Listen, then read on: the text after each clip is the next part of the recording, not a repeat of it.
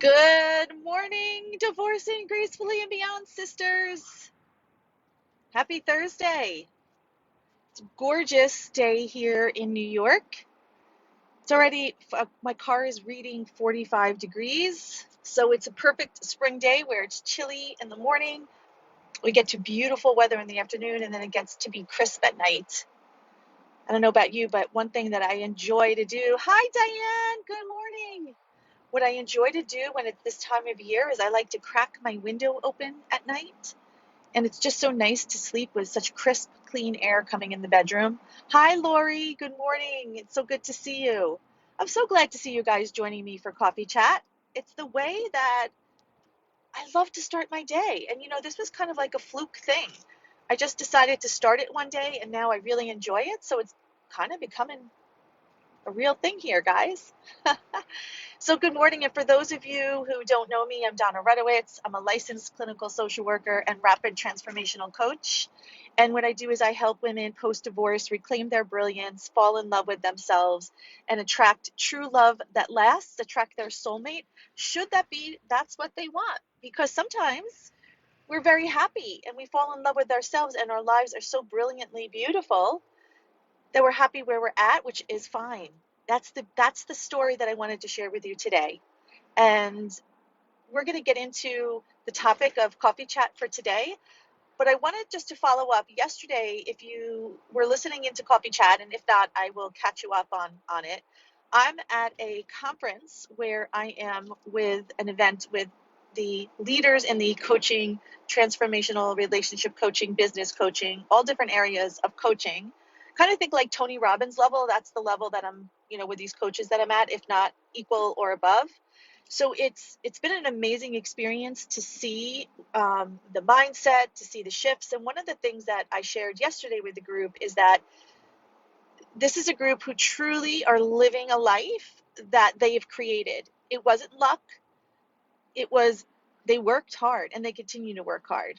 They're up probably 4 or 5 in the morning. They get more done by 9:30 than most people get it done in a day. And so yesterday I was sharing that, this is our journey, guys. Your journey in creating your life is going to take work, and it's going to take commitment, it's going to take grit, and it's going to take decisive action. The last 6 letters in the word of attraction is action. And that's very, very important that we understand that. It's, a lot of times we look at work and we have goals at work, we have goals that we want to achieve, and we have goals for our children and our family, and we help them achieve them. But guess who we don't help achieve goals? Ourselves. So many times we put so many people before us, and it gives us joy. I'm going to speak for myself. Okay. So when I do things for my children, and I do things for my family, and I do things for my team who works for me, and for you guys, right? For you, it brings me true joy, but I can't do it in spite of myself, right? That's not going to work for me. I need to cultivate the joy in myself to bring my life to where I want it to be. I've got to work for it. I've got to decide and identify what it is I want and go after it just like I would any other goal. See, so many times we say, I want a good life, but what does that really mean? And I like to use the example of, if you say to the universe, I'd love to attract more money, and the universe gives you $1, well, technically, you just attracted more money. So it's the same sort of philosophy or principles when we're creating this life after divorce, or a relationship fracture, a soul fracture, and even if you're married, maybe you're here and you're listening, and you have a relationship that you're currently in, and it needs work. This is where going back into you and deciding what it is that you want is going to be critically important. But what I wanted to talk about today for today's coffee chat is this idea of your hero's journey and becoming your own soulmate first. See, the work that I do in my Divorcing Gracefully and Beyond 12-week program ultimately is the work that we do to lead us to attracting a partner who we could spend the rest of our lives with, right? Not just a guy, but the right guy. And what I do is I teach you how to avoid years and years of pain and getting into another bad relationship only to find out 5 or 10 years later that relationship didn't work and you're in the same place that you're at. I teach you how to avoid all of those mouse traps. But the most important part, hands down, without a doubt, is the work I do in teaching you how to become your own soulmate. Because you are your own, it all starts with you. I guess that's the easiest way to say it. It all starts with you. If you think about yourself like a radio tower beacon that is sending out a frequency, right? Before I started my live with you this morning, I was listening to Joel Osteen on XM radio, and that has a particular frequency and it has a channel that I could tune into and I could find it. It's the same thing with us. We have a very individualized frequency and we have a channel that people could tune into us on. And if we don't go in and rip out our past patterns, beliefs, behaviors, subconscious thoughts that no longer serve us, what our frequency is going to be emitting is going to be emitting from our pain, right? So if it's, let's say you feel guilt, and you have most of your life together, but you're struggling with guilt, you feel guilty. Well, the universe is going to pick up the guilt frequency and it's going to put it out there. And so what's going to happen is the people that are going to respond to your guilt frequency are people that want to make people feel guilty. So you're going to have someone in your life that his desire, that's what he likes. He likes to make people feel guilty, and he's going to match up with you. And this is not conscious. It's not something that this person is going to wake up in the morning and say, "Oh, I want to make someone feel guilty, so let me see who I can find." It's completely subconscious. It's just his actions, his patterns, and his behaviors are going to match up with yours. And what you're going to just keep doing is staying in the same pattern. So if we don't change your attractor pattern to courage, to love, to where we really want to be is that love, but courage, happiness, love, and joy, then you're just going to be attracting the wrong person for you. So if we don't create and fall in love with ourselves first and become our own soulmate first, then we're setting ourselves up for disappointment for our future. And a lot of people will say to me, "Donna, my gosh, like, I just want to go out there. I'm so sick of this. I've been in the pandemic for a year. I can't wait to meet people. I just want to date and I'll work on myself at the same time." And actually, it's the worst thing you could possibly do. I'm not going to say you can't see people, right? But if